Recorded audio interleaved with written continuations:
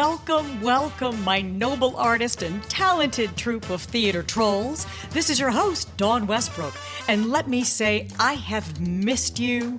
But the good news is, ACT is back. And while many things might have changed since season one, a lot of things have remained the same. For instance, I'm sitting right here with my glass of wine.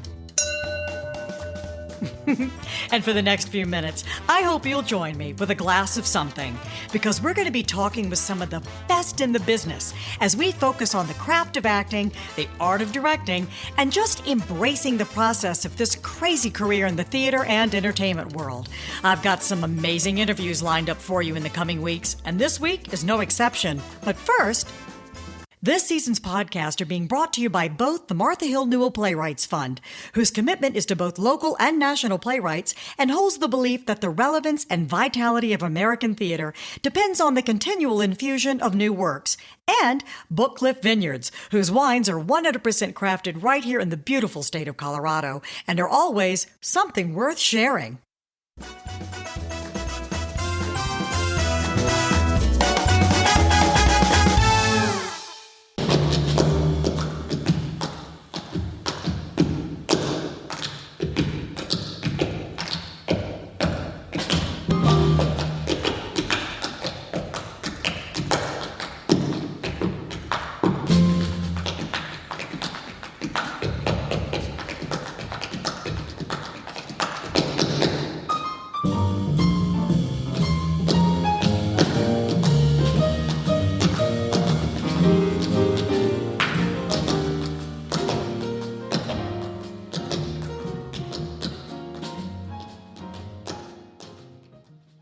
Great. So what we just heard, you guys, was the man himself. I think he calls himself Tapping Troy. And it was, yes, from Black History Month in Vancouver, Canada. And it was a tribute to Jenny Lagan, who was a tapper in, I think, the 1920s and 30s, who passed away in Vancouver. And they were honoring her. And she worked with some of the best in the business. And so did the man we're going to talk to tonight. She worked with Fats Waller, Cab Calloway, Fred Astaire, and a native from the place in which I was born and Troy is from. I don't know, were you born in Richmond too? Yep. So we're in great company. Troy, Dawn, and Bilbo Jangles himself, all born and lived in Richmond, Virginia. So hi, Troy, how are you? Hello. I'm good. I want to add a little something before we get into me Please do. about Jenny and and her career. Because being up here, I was able to dance with her. I danced with her like 2 or 3 times on stage, which was fantastic. And she's the only Black woman ever to dance with Bilbo Jangles Robinson on film. Black woman, because he danced with Shirley Temple, but she was white. Right. Yeah. Wow. Yeah. So can we see that anywhere if we wanted to watch it? Could we see that? The movie, the clip that I based my dance on, that particular clip was from the movie Hooray for Love. I think it's 1930 something, 32, 34. Okay. Hooray for Love. And it's got Fats Waller in it and Bill Robinson. And then Jenny. And so I will post that clip if I can to the Facebook page. And for ACT, and then any of the other social media that I can attach it to would be great. So without further ado, one of the things I'm really excited about, Troy, first of all, you're my first guest for season 2. So I'm very excited. But the other thing I'm excited about is that I'm getting to announce that we have a sponsor this year, and it is Book Cliff Vineyards, and they are right here in Boulder, Colorado, or in the state of Colorado. They have wines that are carried in liquor stores and restaurants all over the state. And you can also stop by one of their lovely tasting rooms here in Boulder on Lee Hill Road. Or if you happen to be in the beautiful town of Palisade, Colorado, you can just hit the vineyard. But all of their wines will be shipped straight from their website, which is bookcliffvineyards.com. And the one I am drinking tonight is, and I've got actually a bottle so I can show it to Troy. It's called Tectonic. Ah. It's a white blend. And it is, I'm getting ready to take my first sip. So I'm going to take my sip. Now, what are you drinking, Troy? So tonight I don't have my wine yet, but I've got water, and I have what I call my adult cran apple, which is cranberry juice and sliced apple rum. Oh, sliced apple rum. Very nice. Well, we're going to just do a little toast. Ka-ching. Ka-ching. And I'm going to be tasting this for the first time. So I got to, give us the rundown. White blend from Book Cliff Vineyards. It is really good. I think they call it Friday's Folly White. And it has, it actually has a really nice balance. It's not too acidic, and it's got kind of a crisp finish. And I'm kind of tasting some fruit, if I might. Let me take You might have to have another sip just because, to test it. Oh my, Book Cliff. Okay. Nicely done. And I think their logo is something to be shared. And so it is sure to be a crowd pleaser. Grab a bottle for yourself, and I'll mention it again at the end of the podcast. Yeah. So anyway, thanks, Book Cliff. Now let's get on. So you were telling me you got to dance with Miss Jenny Lagan. And I want to know a little bit about yourself as far as like your arc, Troy. This podcast is geared towards acting, directing, and just kind of embracing the process of what the entertainment business is. And for those of us who are actors, really the best of us are the ones that do a lot of different things. Like I worked in hair trailers on movies, just doing style and wigs if I didn't get past. Yeah, right. So tell me about, I know we went to the same high school, and I graduated 3 years ahead of you. Yes. Smidgen, but we're there at the same time. Yeah, we were there, but the same things, we were in marching band. That's how we got started. I was also in the plays, and I don't. Did you do musicals too under Belinda Mercer? I did not. I think I just got into musicals the year after you left. So we were in band together. I was drum major, then I left, and you and my sister Denise and Tyrant Worship, right? Yeah. You three were, like the drum major cadets, and we had three as well. It was myself, I was a senior, and the two juniors were Joel Schmidt and Brian Wade, right? So, and you sang some in high school like I did. Tell us about your journey as a performer, and did you decide you wanted to do it and go for it right away, or what happened? Yeah, it is hilarious. I've got to that point. I've always thought about the phrase of, I've forgotten more in my lifetime than you've ever done. As being like a huge, horrible phrase that people just say that are ornery and curmudgeon-y. But I'm like, oh my gosh, I've gotten to that point. Because I'm looking at the closing ceremonies of the Olympics and going, I danced in that. I danced in the 2010 Olympics in Vancouver. What did you do? So there was a middle part. They were going through the seasons, and they had a river, a visual river come through the stadium. Oh, I remember that. Yeah, and all the hero tappers got to throw their maple leaf tap dance boards down on the floor, and we danced at that particular point. And middle of our performance, we got to hit a button, and our shoes caught on fire, and just sparks flew out as we were dancing. It was hilarious. I know we were told, by management, they were like, don't look at your shoes when you set them on fire. But every tap dancer on that stage hit the button and looked down. I was like, at the shoes. I'd be looking too, because was it actual real like pyrotechnics? Was it real? Yeah. So you tapped your shoes off, basically. You're on fire, honey. Well, you know what? I'm going to have to look that up again. That is awesome. So you were in the Olympics. Did you watch the one tonight where Tom Cruise came flying in? He brought Hollywood to Paris. Did you see that? I haven't gotten that far yet. Yeah, I think, you're in Canada and I'm here in Colorado.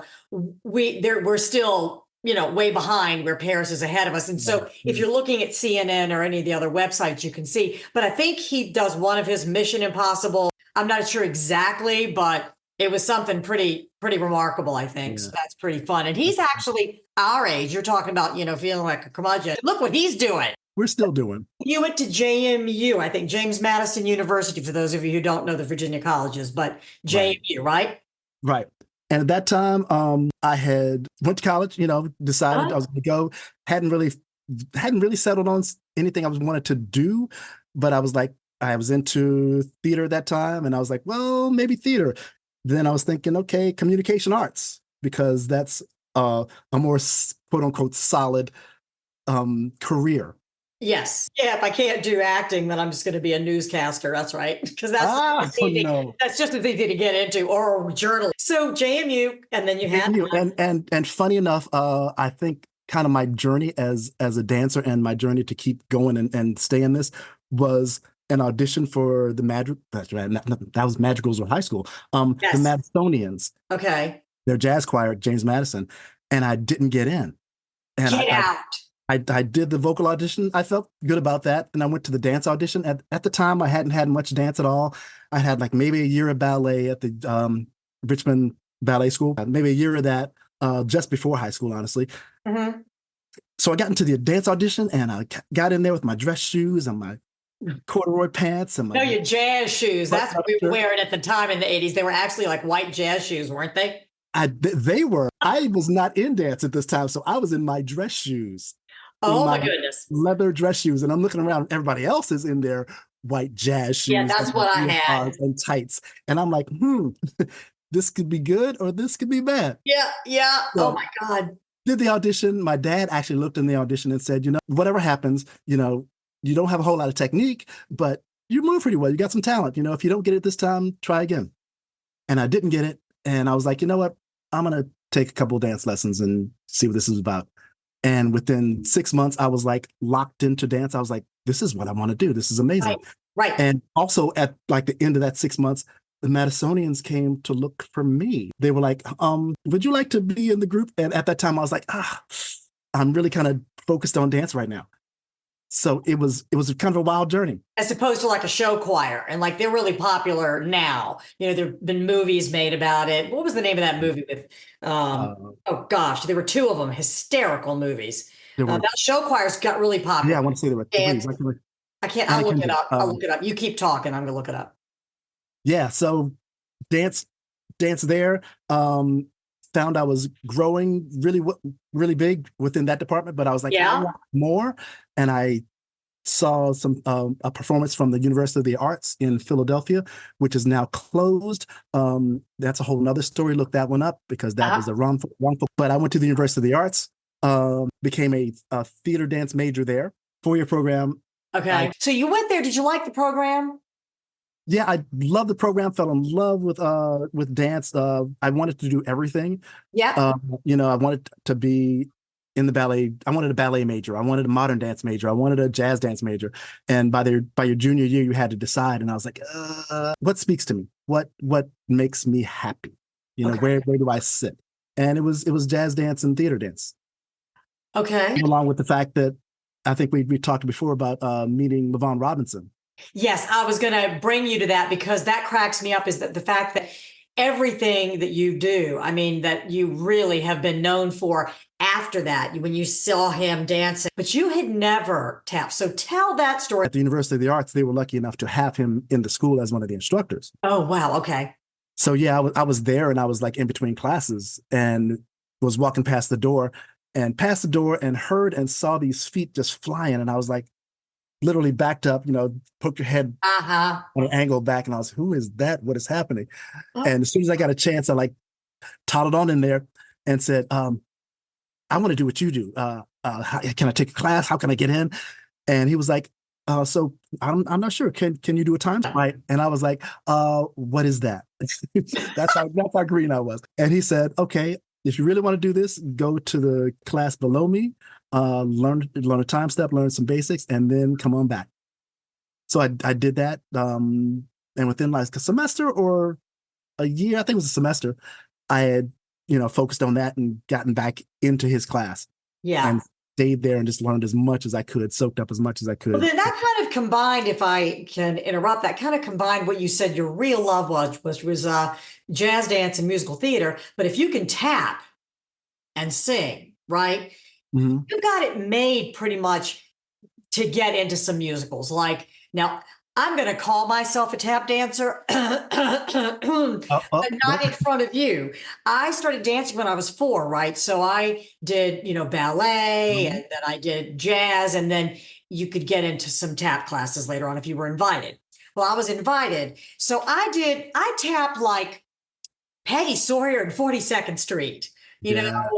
Anything goes, right? Reno Sweeney. I tap dance like that. I don't tap dance like or Gregory. I can't, those riffs, I can't even see where the taps are going. And you do that, and it is absolutely fascinating. So, how did you go from, Troy, that beginning of not knowing a time step to being able to do riffs and not even be able to see where the tap sounds are coming from? It's beautiful. Oh, it's fantastic. Thank you. Audacity. Yeah, just being focused in. And I think I had always loved the big MGM musicals and Yes, had me that in too. my mind as far as movement and tap. Nicholas Brothers, Gene Kelly, Fred Astaire, those huge musicals that they were in. Bill Robinson. Right. But I think this being kind of my first exposure and me knowing that I wanted to do this close rhythm kind of stuff Yep. really helped with just bridging that gap and going, okay, this is where I am. And these are the waters I want to swim in. And And it that just was about the time of the tap dance kid. I was living in New York in 1988. So you were right. probably in Philadelphia around that time. Had Yeah. already graduated in 85 from Virginia Commonwealth University with a great theater acting degree. And I got a minor in directing. And then my mother passed away, but I studied at the Royal National Theatre of Great Britain in 1988, met someone, not as a date guy, but a really nice friend. And he said, you need to come to New York. Just come to New York, come live with me for a while. And Nice. I did. Down on 64 West 9th, honey, 5 flights up, no elevator, one little teeny studio room, and I slept on. Yeah, it was crazy. But I took classes at Broadway Dance. Mm-hmm. Not, I billed myself. This is another question I want to ask you on paper. I billed myself at that time when I moved to New York as an actress. This is what you had to do. I don't know if it's still the truth or not, but an actress who sang and moved. I wasn't even allowed to really say that I danced, because if you put dance on your resume in the 1980s, they expected you to be able to do the tap that you do, or do, triple pirouettes, or be able to, do an air mask across, one stage left to stage. That wasn't me either. So I just said, I move, so those were the kind of roles I was usually reading for the lead, not for dance, because the best dancers were where? In the ensemble. In the ensemble, in the chorus. Yes, sir. You're going to get to ensemble in a minute because you were in Schmigadoon, and we're going to talk about that. But that's where the best dancers were. And I was a strong singer and a strong actress, and they would put you out front if you couldn't really dance like everybody else behind you. Right. And those people, I did Crazy for You and, 42nd Street 3 different times, and Anything Goes, all these different shows. I didn't do my one and only, but those are the kind of shows, the MGM, just, Ruby Keeler, Right. dun dun Yeah. dun dun dun, but not like what you do though. I mean, But so you just worked on it, huh? just worked on it. And I don't discount, in the 90s, there was this whole thing between hoofing and Broadway tap and things Oh, like big time. When I was there. Yeah. But now I think this kind of diffused a bit and everybody's pretty much accepting it's all tap dance. Really, Right? they are? Because mine was still white. I'm sorry. When you see Tap Dance Kid, I went and saw it and went, oh, I love to tap. And I saw it and went, I don't think I can tap even one note. Because I think, who was it? Who was the young guy that was in? Davion Glover. Yeah. And it wasn't, like, you said Gregory Hines was not in that one? Hinton Battle. Right. Yeah. Was Talking the real tap dancers. Now, we did see Jelly's Last Jam. I believe you met Mr. Hines, did we not? I did. I met him a couple times. Wish I had the opportunity to dance with him and spend, a good amount of time, but still being in his presence was amazing. How'd that happen? Yeah. So the first time was my first time in New York. I was working with the tap dance company, Manhattan Tap. And honestly, I was working with like 4 concert dance companies at the time. Yeah, I've got them listed right here. Do you want me to list them? Do you want to list them? I'll list them. Yeah, go for it. Yeah. So I was working with a modern dance ensemble, the Noble Dance, a ballet ensemble, Carol Ryu's ballet ensemble, JoJo Smith's Dance Factory. Yep. JoJo's Dance Factory, which was jazz dance, which we were doing salsa at the time, and Manhattan Tap. That's it. Those are the ones. You named them all. You didn't forget it. I was checking my paper. Ooh, sweet. I got them all. Much pressure. Yeah. Danced with the Nicholas brothers. Did you not? The Nicholas brothers? Yeah. Yeah. And so tap kind of took over for you then, right? You had the gift. Was blessed enough to be in the community and be around a lot of the people and soak a lot of the things in. Yep. Like I said, with Gregory, that was the first time I had seen and met him. With Manhattan Tap, they were doing a performance. I was just learning the show that was going to come in after that, and he came At up to me. Manhattan Tap. Yeah, and it was a small theater, like almost a little bit bigger than a black box kind of. I was going to say it's like a little black box. I've been in there. Yeah, maybe 100 seats, something like that. And was he in the show, and you just happened to meet him backstage, or what? He was not in the show, but he came because the director, Heather Cornell, knew him, of course, and Say invited that name him. again. Heather Cornell. Heather Cornell. Okay. Yeah, she was and is the director of Manhattan Tap. Invited him, introduced himself to me, and I was like, you don't have to say who you are at all to me. So he said, "Hi, I'm Gregory," or "Hi, I'm Mr. Hines." What did he say? No, hi, I'm Gregory. But isn't that sweet, that he didn't just assume that you knew? I mean, you get to be a star like he was, and God rest his soul. My favorite scene in any movie that can just get me jacked up is White Nights, when he and Mikhail Baryshnikov dance together in two totally different forms to the same dance. It's one of my favorite scenes. Yeah, and my friend Leslie Byers, or Leslie Ross, she loved Gregory Hines. I could not take my eyes off Mikhail Baryshnikov trying to do tap and like jazz, because his like turns were spot on. Gregory was a little more, relaxed and kind of loosen the legs like you're supposed to be, and then the ankles. And they danced it beautifully, and they pre-recorded it so they could, skedaddle out of Russia, right, or the USSR. Right, yeah. You know that scene I'm talking about, right? Oh, absolutely. Oh God, watched that film many times. Somebody mentioned White Nights today, and I was like, I have it in my house. It's a really sweet movie. It's and Helen Mirren, it was the first thing I'd ever seen her do. I know she had done a ton of theater over, at the Royal Shakespeare Company, the National Theatre of Great Britain, where I studied, but nobody really knew her. And then a lot of these, theater Britain, like Anthony Hopkins, Judi Dench, Maggie Smith, all of these people that were famous for being stage actors decided they were going to kind of migrate over to Hollywood. And then they started doing TV and movies, right? But those were the people that we studied with. Ian McKellen, that's amazing. Charles from Chariots of Fire. I mean, it was an amazing program, but right after that, Anthony Hopkins did The Elephant Man, and then but that was still in the 80s, and then you were doing your thing, tap dancing your way to stardom. So you met him a couple times, like you said. Yeah. Did he introduce himself as, "Hi, I'm Gregory," each time? Yeah, no, you're already Gregory. I met you a couple times at, Manhattan Tap, and no, we're old friends. I got that. So tell me about, now the Rockettes. You don't really fit the demographic for the Rockettes. I know, right? You're beautiful and you're so handsome, but you really don't have the skinny long legs. I don't have them either. What were you in, the Christmas show? What were you in? Yes, they had what they called a touring show, which was a sit-down show that ended up as a permanent show at the Las Vegas Flamingo Hilton in Vegas. So you went from New York, Rockettes, to, you auditioned in New York and then went to Vegas? No, I auditioned in Vegas. Oh, okay. So what took you to Vegas? Vegas was Starlight Express. Okay, we got to talk about that one too. Right. So we're going to leave Gregory Hines. We're going to go to Vegas in a minute. I want to ask you about Starlight Express. Yes. Yes. We talked about this yesterday in our little pre-interview recording. So I told you that there was a nickname. I did my research. I could not find what the name of it was, but it was something like ER. ER was really popular back then, but they would go, "You're going to go to the ER theater." The Cats that ran forever was called the Litter Box, right? Right. Yeah.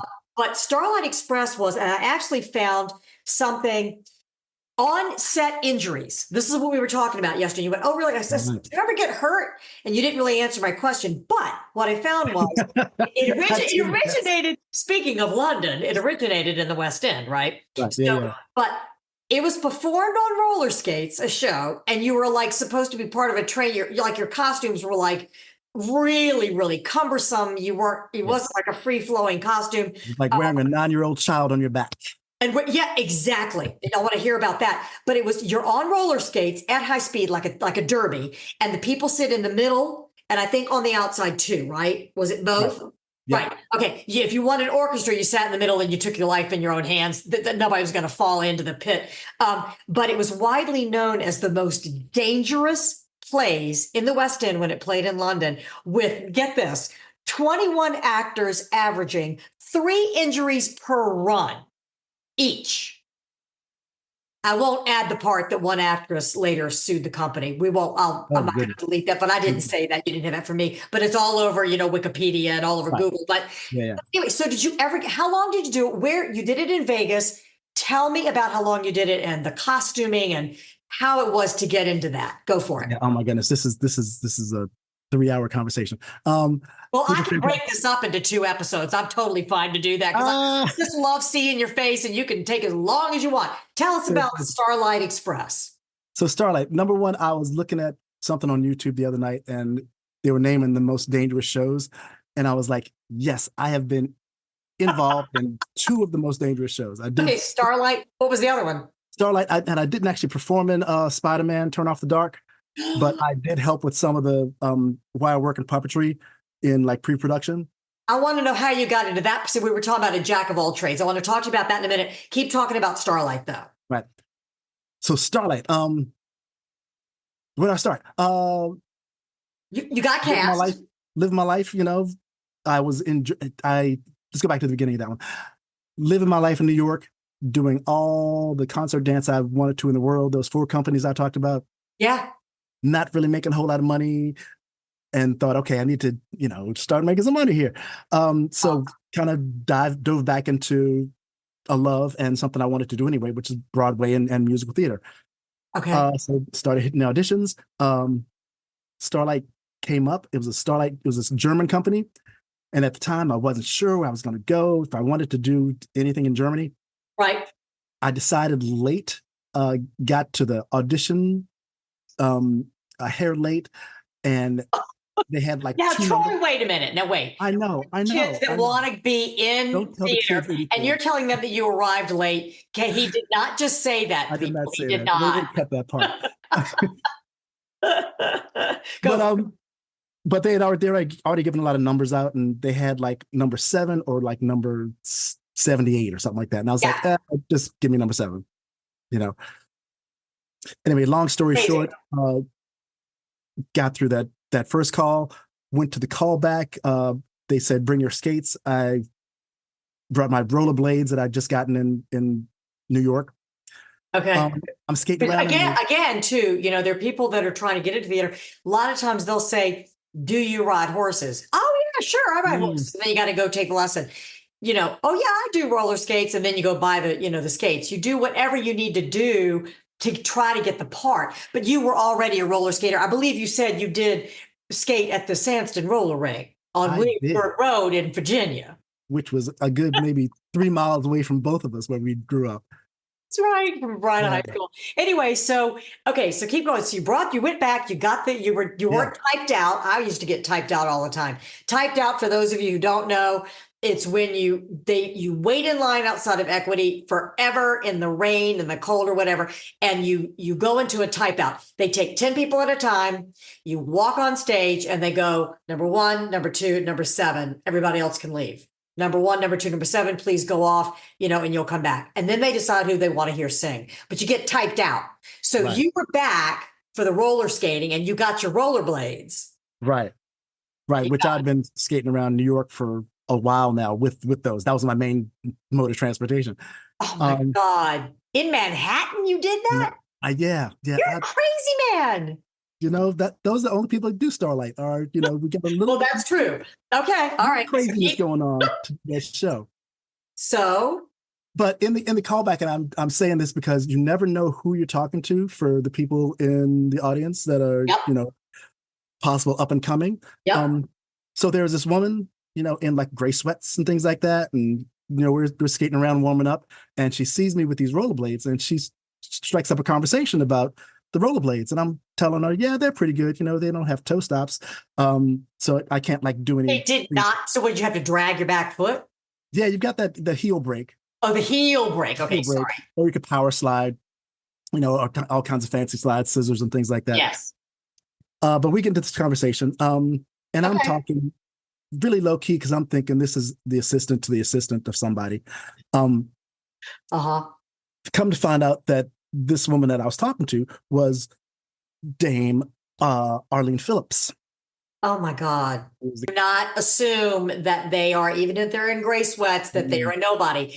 Treat everybody equally. Be kind, be nice. So you were talking to the choreographer and the woman who was doing this show, Right. Starlight Express. And so, Yeah.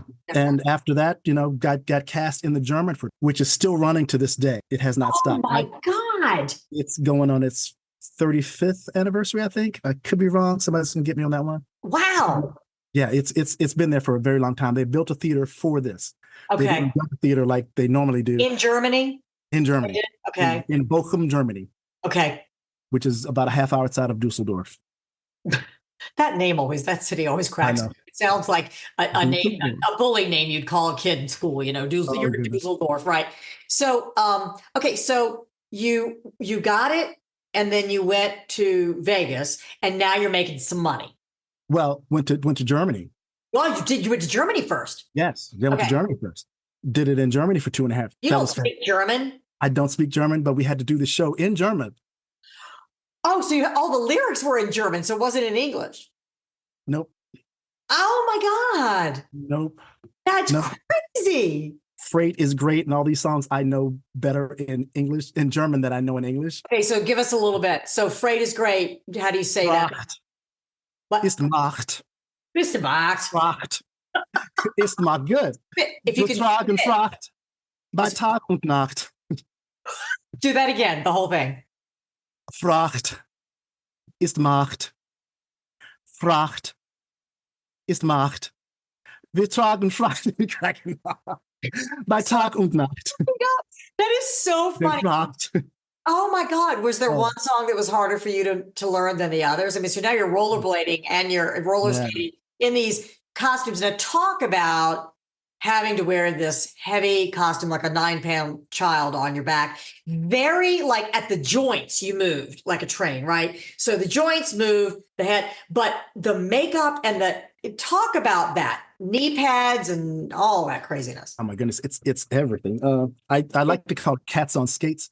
It's not, but yeah, all the male figures in Starlight had gang costumes, which were all part of Greaseball's gang. Greaseball is the diesel engine. Yep. And so we do Rolling Stock, which is the first number in the show, with these huge costumes on. They kind of look like the flying monkeys in the Wiz. Yes, they do. Yes, they do. Yeah. They in the Wiz, like not in Wicked. We're talking the Wiz. Right, the Wiz. And the Wizard of Oz kind of thing. But in the Wiz, the flying monkeys, the way they look. Right, flying monkeys that were on the motorcycles. But we wore those. But then, depending on what you did, because everybody did at least 2 parts. You were a gang member, and then you were part of the freight train, or you were an engine. Or you were part of the electric train. Were you the caboose? What were you? I wanted to be caboose so bad. To this day, anybody listening, I'll still do caboose. At the time, they wanted short cabooses. Uh-huh. How tall are you? I'm 5'10". I'm not that tall. No, but they were choosing short cabooses at the time, and I did not get in there to do that one. Wow, how short did they want them? I don't remember. 5'5", 5'8"? Probably 5'8" and under. And so that was the gang that was all guys. There wasn't any women in that part, right? Well, the women were the carriages. Yeah, so they were the ones that hooked onto the back of the trains. All the quote unquote guys got whipped around. I mean, we know that from skating rinks. When you're on the back and you do that, you get whipped around the most because you're in the back and you get whipped around. Like you get trained not to do that because people will like smack you off of their belt if you're dragging. Literally, people will just boom. They will smack you. Now, so it's a cast of, what is it? A cast of 21? Something like 21. And in Germany, it was double cast because of those lots of injuries. Swings. People could go in and do whatever. Now, you were in the original. So did you ever get hurt? You can tell the truth. It's over now. Okay. So my first show, I went in as a swing. Again, being green and a lot of stuff. I got this swing job going. Fantastic. Great, I got a job. I'm a swing. What's that? Oh my God, you crack me up. I know, audacity. And then What's that? What's a time step? what's the time What's a step? swing? Cool. I'll learn. By Let's that go. point, I'd already been a swing at King's Dominion. So, you're so funny. You're just so likable and so sweet that you just, it doesn't matter what questions you ask. People are just going to answer it and love you. Go, I like that guy. He's nice. Bring him. So, like, again, be nice to everyone. You just Nice don't know. everyone. So you were swing. What I the was heck swing happened? for 10 roles. 10 roles in Starlight Express. Yeah. My first That year. wasn't hard at all, I'm sure. Not at all. Right. It was fantastic. But my first show, I went on for a role that I would do probably through the rest of my time in Starlight, which were the Rockies, which are the box cars. Yes. Rocky 1, Rocky 2, Rocky 3. Okay. Um, went on for the Rockies. Rocky 2 during the dance break of Rolling Stock, which is the one where we wear the big costumes. Oh my God. Jumps over 5 guys that are lying on the floor. And I had done this, in rehearsal with no costume on and stuff like that, no lights, no audience. Successfully, lots. But that costume adds a little bit of, and the audience kind of adds The whole new ball of wax, right? Yeah. So I'm counting down when I'm supposed to come out of the tunnel, because there were tunnels that we skate in and out of. Come out of the tunnel on time, see the guys line up on the floor. I jump, which is fine. I get to the other side. You cleared it. I cleared them. Okay. But I ended up in a jazz split on the other side. In roller skates. In roller skates. In an unplanned jazz split. Exactly. That adrenaline takes over, and I jump up immediately, get back into the choreography, get back into my timing where I'm supposed to be. I finish the entire show, no big deal, no problem. I take my skates off, and then I'm like, oh, why feels weird to walk. So I stretched the ligament. Behind your knee or in your hamstring or leg? What yeah, in my knee. Oh my God. So then you were out for a while. I was out for 6 weeks, and being a swing and being still green, I was like, oh my gosh, how are they going to survive without me?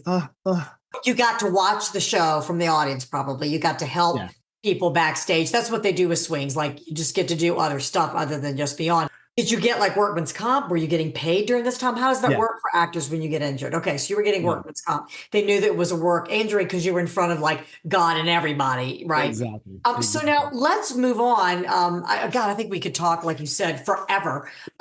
Spider-Man on Broadway. Spider-Man on Broadway. I looked that up. I just pulled it up, and it says that you said you were involved with the 2 most dangerous shows on Broadway. This article is from the BBC, and it says how a Spider-Man musical became a theatrical disaster of injuries.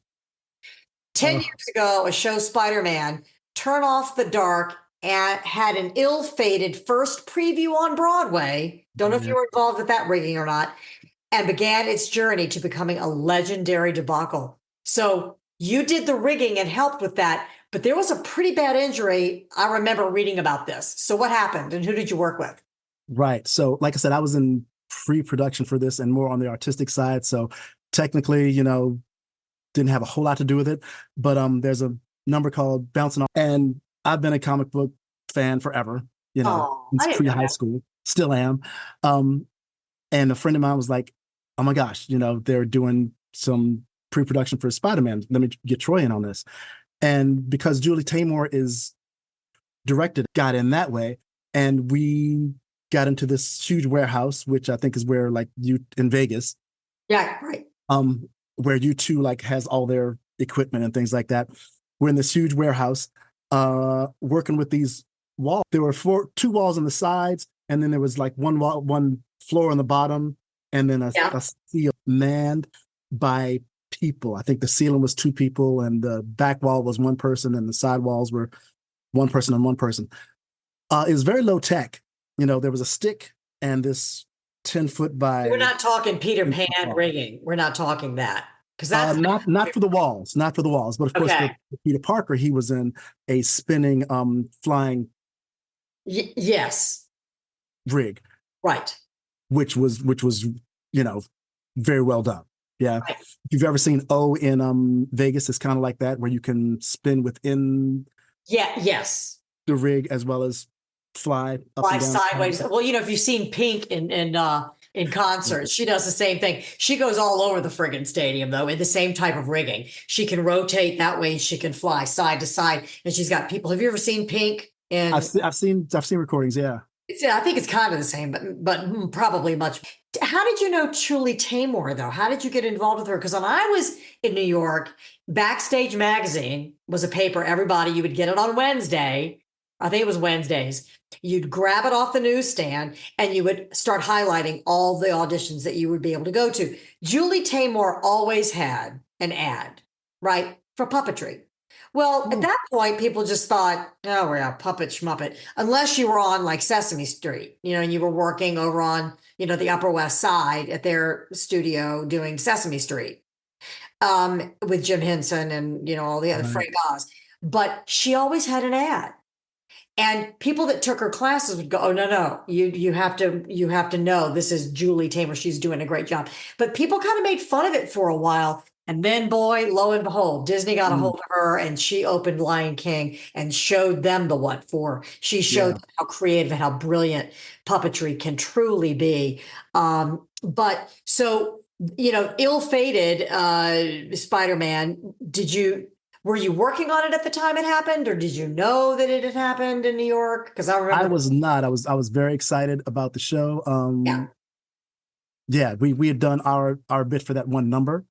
Yeah. So we'd like done in an intense 8 to 10 hour a day week to work that number out. Yeah. And work out what the walls could do and what the person could do bouncing in between the walls and things like that. And this was a paying gig. This was a paying gig. Okay. Yeah. Got to get those paying gigs. Got to gigs. get that money in there. Got to get that money. Julie Taymor came through a couple times just to see the progress and things like that. I had not met her before that. Okay. And again, like I said, I've forgotten most stuff than more people have done. But you're so funny. Here I go again. So I was in The Lion King. Yes, you were. Who did we play? I was a swing in The Lion King. Again, because when you're good at being a swing, I did it one time in my life, Troy. I was at King's Dominion and I was a swing for 3 parts. And I said, never. It takes a special person. And once you're known, for anybody who's listening, once you're known as being really good at something, which swinging and understudying is not for the faint of heart. You have to have a whole nother set of skills, which obviously Troy does have. They don't let you forget it. And they pigeonhole you and they kind of keep you in that role because you're so good at it. Because so you were a so swing. valuable. Yeah, it's valuable. It's a valuable thing to be able to do. So you were a swing. Yeah, so I was a swing again for Lion King, which again was fantastic. I did all the animals. I did giraffes, zebras, birds, gazelles, 2 types of grass. So you were in the ensemble for the swing. The first time I ever saw it, I was in New York City and somebody said, you just got to see it, but don't let anybody tell you about the opening number. And so I was like, really? I saw the movie. I don't really know if I really want to see the show. I sat there and that music starts, and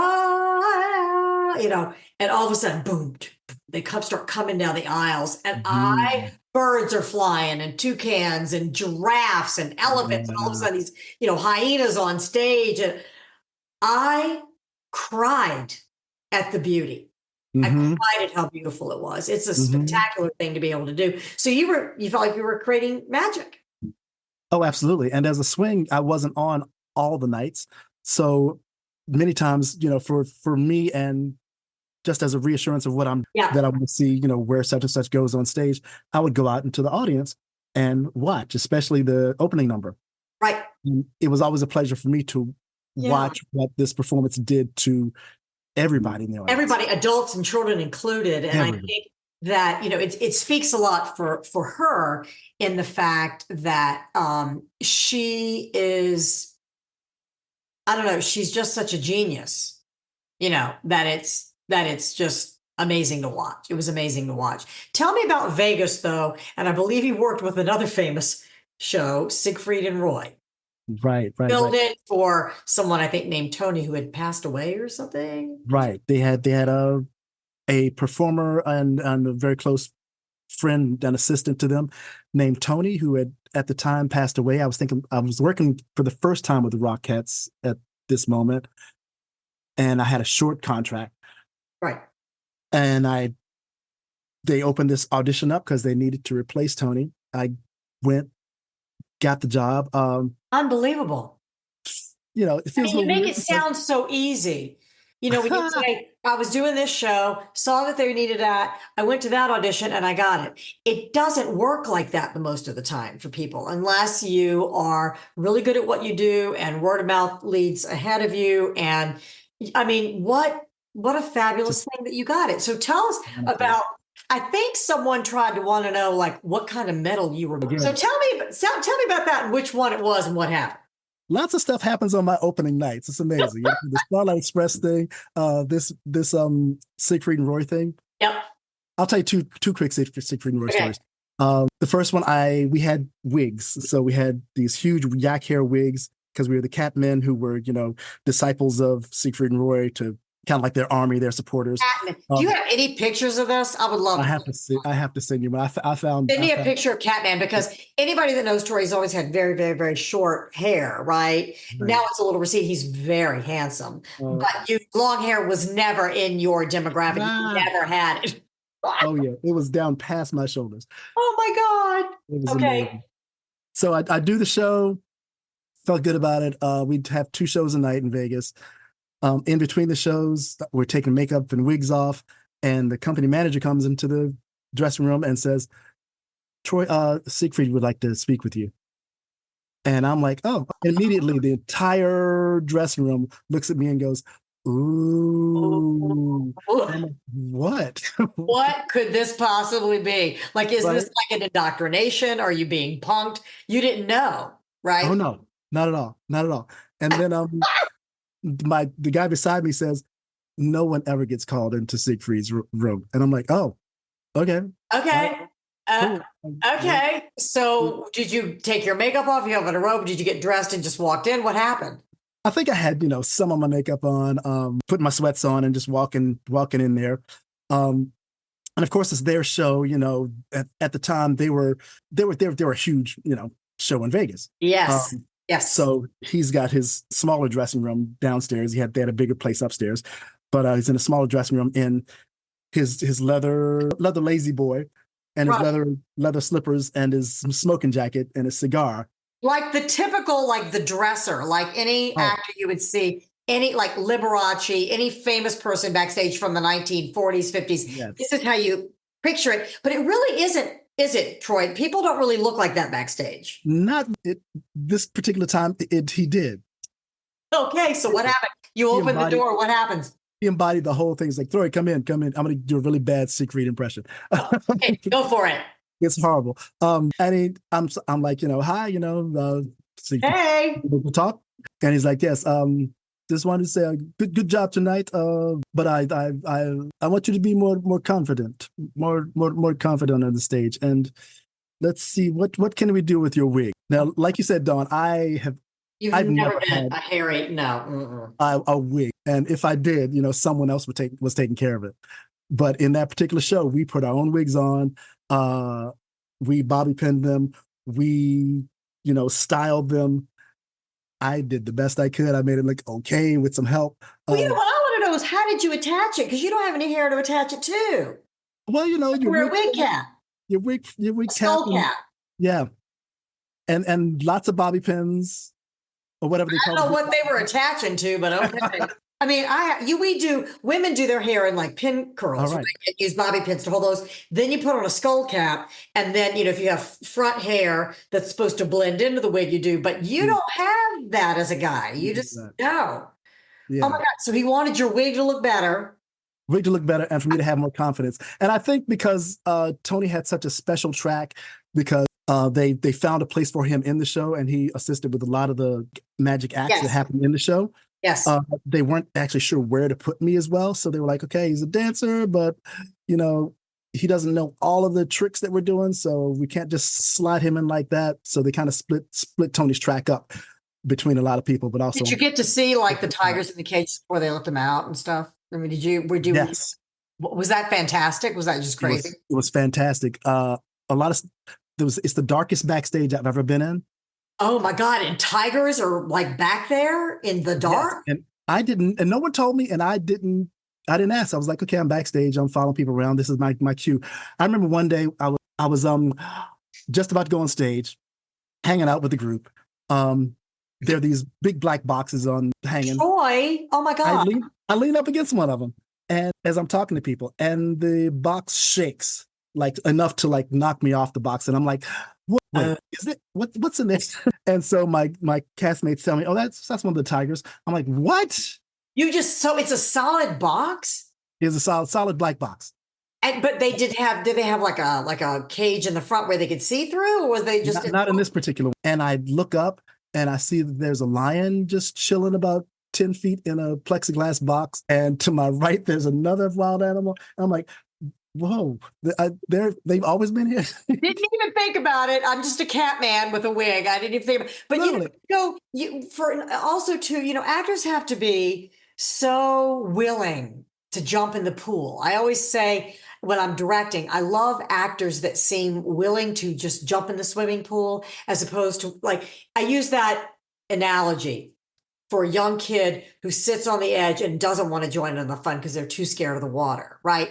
Well, when I'm directing, it's hard to cast someone like that because you don't know what the expectations are going to be of that actor. You just need someone who's willing to just jump in.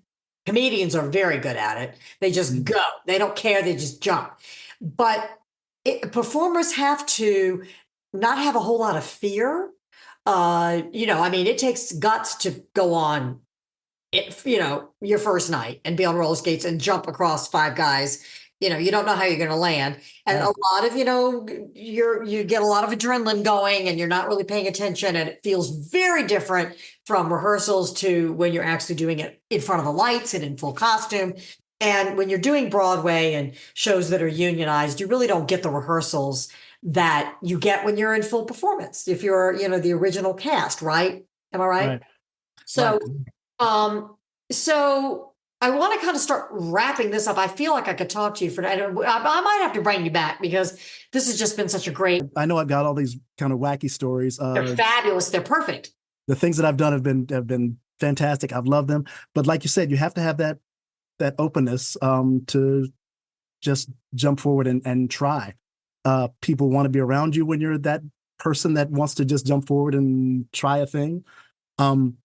If you don't get cast for that, you might get at least recognized. And next thing that comes about, they might say, hey, you remember that guy that was really, or that girl or that person that was really, eager to just, try the thing? Yeah, let's just give them a shot. I always title my podcast, and I think yours has to be something because the common thread or the common denominator, Troy, has just been a willingness to try and just to go and just to be there and then just to be nice.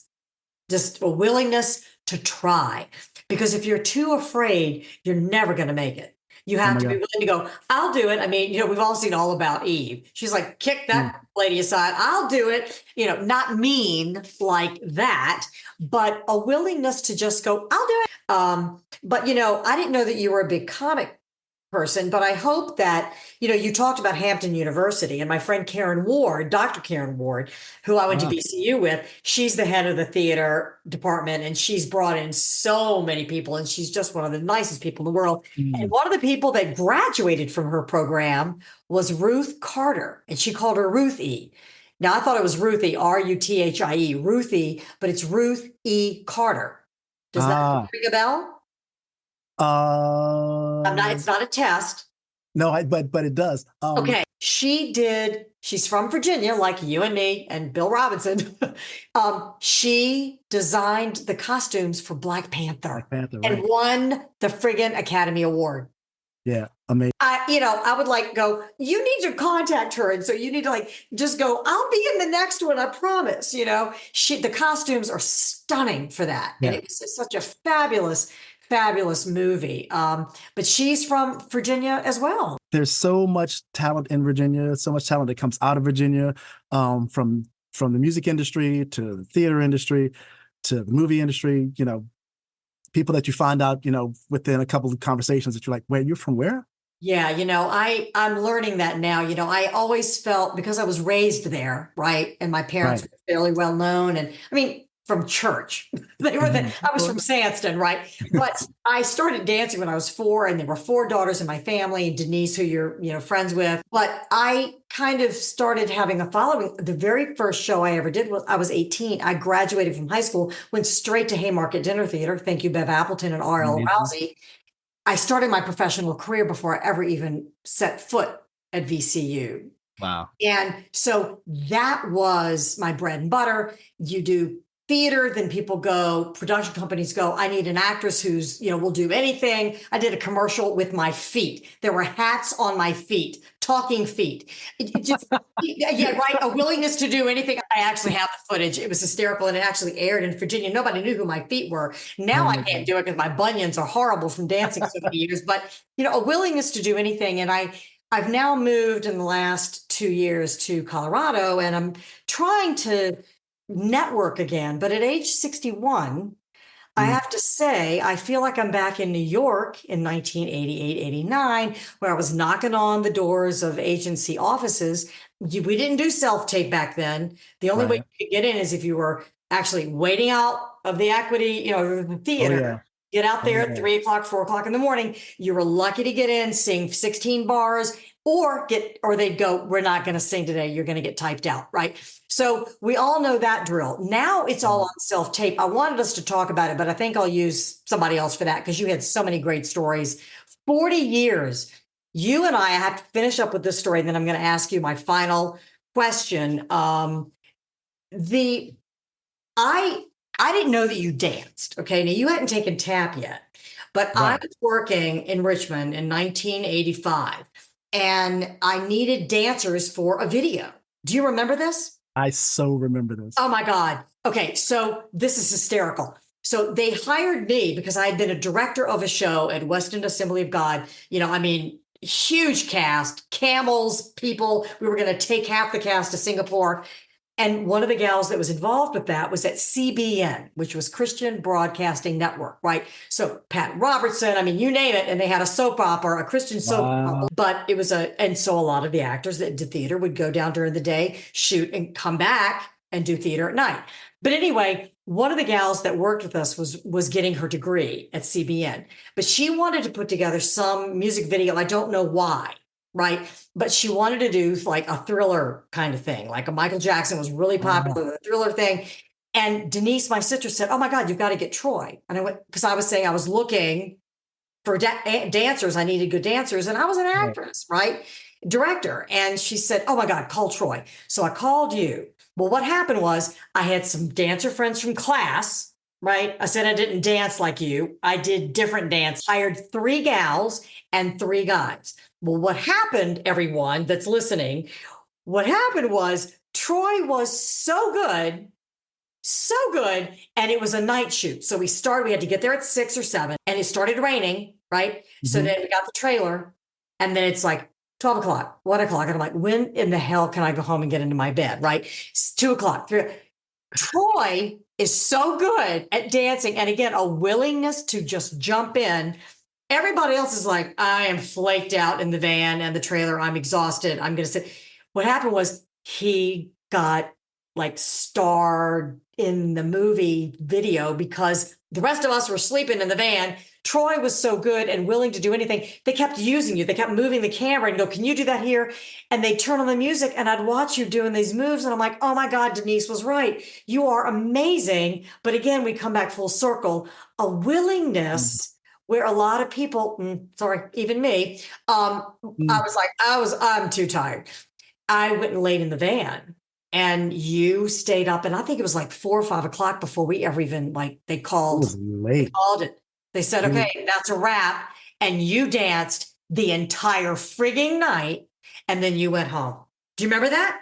I so remembered. I was number one. I was so excited because I think it was my second gig, which I can talk. That's And we another got paid podcast. well. Yeah, and yeah, I remember being able to improvise a bit on that, and you going, well, they want you to try to do this, so can you do that? And do this, and they can do like a close up on you and stuff like that. It's like, oh, cool. Oh Okay, yeah, great. they got rid of the rest of us doing like Thriller in the line, kind of doing weird stuff in the streets in the rain and the street lamps. We did it in Shaco Slip, I think, and then or Chimborazo Park, and we moved out of the way to let Troy. And I went, Troy, they want you. Are you willing? You're like, yeah.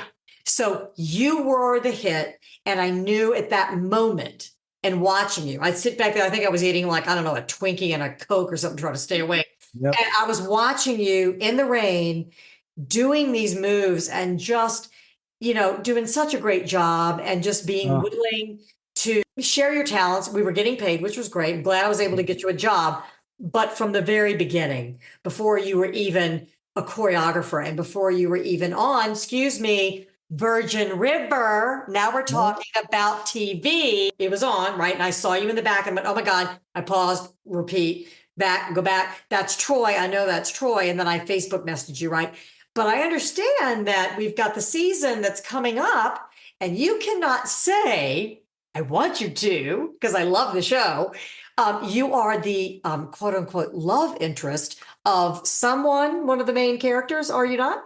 That is correct. That is correct. So season 6, you will see me as a recurring on Virgin River on Netflix, which I'm really excited about. And I think it airs starting in January. It might be this fall, but it's gonna. I will find out, and I will post when that's going to be. And then when it actually is on the air on Netflix, I'll post it again on all of my social media and tell everybody, hey, if you listen to episode 1. This is Troy's episode on Virgin River. And I love the show. And like you said, you live in that. If you've not watched Virgin River, the scenery is so gorgeous. And you live in Vancouver, right? With your my wife, Inga, my oldest, Talia. Talia. Inga is your wife. Talia is your daughter. Right. And you have another. And there's Jazz, who's the other daughter. Jazz. And everybody works in the business. Everybody's in the business. Wife's a stage manager. Talia's in the recording industry. Jazz is a dancer in New York. Yeah. Unbelievable. And we didn't even get into Uncle Tony. We didn't even get into that. But I think your wife, Inga, worked with Jamie Lee Curtis, who's now on like The Bear and, won her first Academy. She worked with Tony Curtis. Yeah, she was Tony Curtis. Yeah. In the tour for Some Like It Hot before the new revamp. Right, the new revamp. Now, I did enough funny, we're talking about Verona High School. When you were there as a freshman, I was there as a sophomore and I got cast as Sweet Sue. And Janet Majors was the lead, Kenny Blunt, and I think Craig Mize. We all did that musical, Some Like It. That was my very first role. I auditioned and got a supporting lead. And then that was because I wasn't good enough dancer. Put me out front, sing and act. And then, so that's where it all started for me. And so I did that. But then did you see the new version? I haven't. I need to. I'll see it on tour somewhere. Oh, it was so friggin' good. And there is a very funny clip of, if you haven't lived a life in the theater, what we do to each other backstage when you're on stage and you happen to be another friend be backstage and we're trying to make people laugh and lose their, you're either in 1, in 2, in 3, which is the curtain that separates the sections right backstage in 1. Exactly. And there is the lead is doing a scene with the other lead, the female, and the other guy, the goofy guy, is like trying to make him laugh. And there's every night, same line, same word. He's doing something different. And he has to look off right as if he's looking for, I don't know, a train or someone. And that guy's back there doing something nasty or turn back around and go, say his line. So it is an amazing career. And so we've all been there, right? Oh, yeah. Oh, yeah. We've all been there. So my last question to you, my first question is, what are we drinking? And you drank, are you done with your cranberry? I'm almost. I'm sad we didn't get to much Schmigadoon stuff, but you'll have to have me on again. Well, you know what? I'll do it again. Maybe we'll get you back on season 3 once Schmigadoon, happens, and hopefully they'll bring you back. Melissa and Josh are the characters, and they are a married couple. They're doctors, and they aren't getting along, and they fall asleep or something, and they wake up in this weird place. Yeah, they go on this make believe lovers retreat kind of thing, and and yours was a callback to all the 1940s, 50s musicals, Brigadoon, Schmigadoon, Brigadoon, my least favorite musical. Music Man. Yeah, Music Man, Oklahoma, you name it. those were the ones that they kind of did a takeoff on. Christian Chenoweth and amazing Such an people. amazing cast, such an amazing experience for everybody there during COVID times. We were all like just became a quick family. That you got to do it during COVID is kind of crazy. But I have to think, I'm going to pour just a very little bit more of this tectonic. So I'm going to toast you one more time. And I've got you one more question. Ka-ching. Cheers. The question I always end up with, and it seems like it's not really going to be an interesting answer. I think it's going to be what for you, it's just going to be the standard answer. But if you, Troy McLaughlin, had not been so talented and so willing to just jump in the pool and do whatever it took to be a performer and a tap dance teacher and to have your own school and to be on TV and just to do whatever it took. What do you think you might have done as your profession if it hadn't been that? Now, you said communications, but any other thoughts? So I think at that time I was into cartooning as well. So I like to draw. So I think either a cartoonist or, get this one, an anthropologist. Really? Yeah, just because I like the history of people around the world. Anthropology, like diggers, like digging and stuff like that? That's more archaeology. Oh, sorry. Anthropology is more like anthropomorphize, like people, mesomorph, ectomorph, all that, the way people have changed and changed throughout time. Is that what you mean? Yeah. But even more into present cultures and how they've evolved into what they are. Wow, cultures. Well, that's a whole nother podcast series. Not even this. But I just want to say, you were one of the first people I wanted on for season 2, and I've had a long break because I started this during COVID. I had you listened to Steven Skybell, I think his episode, and I've had some amazing guests. I try to mix it with people who are in the business and have made a living, right? To people who are maybe a little bit more known, but I'm going to put your face out there. People are going to go, oh, that's who that is, right? God. And it doesn't matter. For me, success never was, the gauge was never familiarity, success, being a star or making a lot of money. It was, did they want to hire me back?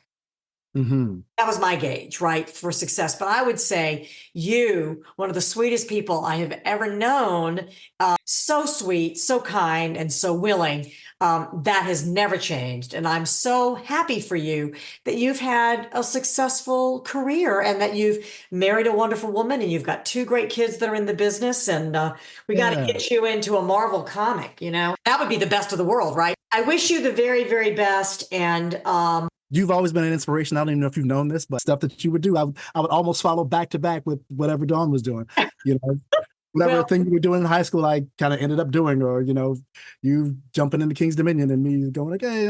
Did you work at King's Dominion or Busch Gardens? I did. I worked at King's for 4 years. There you go. Right. That was another goal of mine. I wanted to work at King's Dominion. And we crossed over the Gotta Dance. Yeah. I got to dance. I did not. I got in the singing show. I was an actress who sang and moved, right? So we've come full circle. You were in the dance show, Gotta Dance. I think you were in that show with a few of friends of mine, actually. But I just want to say thank you. Thank you so much. And to everybody who listened, if you liked this episode, please tune in and next week, but share this episode with someone who has really made a living in the business and is one of the nicest people that I know. So Troy, thank you. Thank you. Thank you. Thank you. Thank everybody. It's been a pleasure. Well, I think that about does it for this week's podcast. I can't thank you enough for listening. Remember, you can always find this episode and others on Facebook under ACT and any of the other podcast platforms. Or visit my website at dawnwestbrook.com, where you'll find the links from previous seasons and episodes. If you enjoyed this episode, please share it with your friends and other entertainment enthusiasts. If you have questions or suggestions, I'm as close as an email. I welcome your ideas. And remember, follow ACT on Instagram and X, formerly known as Twitter, under ActingPod. But for now, as W.C. Fields once said, a man's gotta believe in something. So, my noble artist and my happy troop of theater trolls, I do believe I shall have another drink. May the footlights burn bright and your interactions, both on stage and off, be rewarding. Thanks for joining me. I'm Dawn Westbrook, your host, and this is ACT. This season's podcasts are being brought to you by the Martha Hill Newell Playwrights Fund and Bookcliff Vineyards, where their wines are always something worth sharing.